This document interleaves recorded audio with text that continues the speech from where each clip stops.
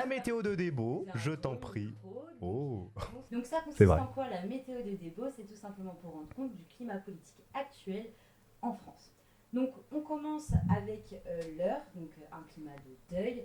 Malheureusement, un climat de deuil pour toute la France, donc l'heure c'est là, hein, au cas où.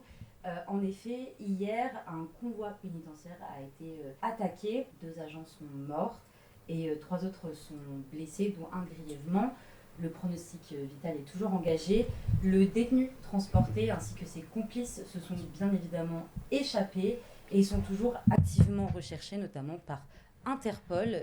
C'est vous dire la gravité de l'acte.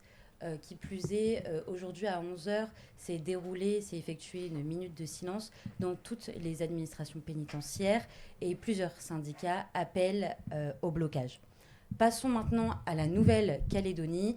On en a déjà parlé notamment avec les invités de ce soir. Donc la Nouvelle-Calédonie, donc voilà un climat d'extrême violence. En effet, des émeutes sont en cours depuis le lundi 13 mai. Il y a actuellement 4 morts.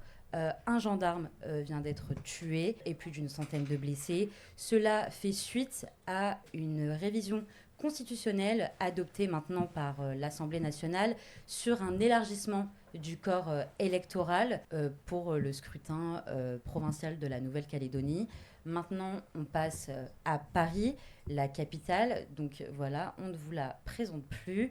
Donc que s'y passe-t-il depuis le 9 mai, plus précisément, une manifestation d'extrême droite.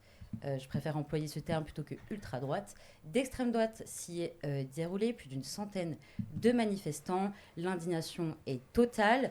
En effet, le préfet avait d'abord interdit cette manifestation, puis le tribunal administratif a fini par l'autoriser finalement. Ensuite, toujours les manifestations pro-Palestine, comme en a parlé Loïc avec les invités.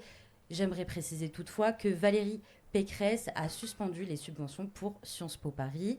Enfin, toujours dans Paris, un message test du ministère de l'Intérieur pour les JO 2024 a semé la frayeur.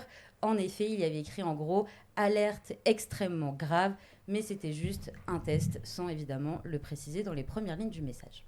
Ensuite, sur des nouvelles plus légères, à Marseille, dans le sud, Jul, le célèbre rappeur, a porté la flamme des JO 2024. Oui, j'ai montré Marseille.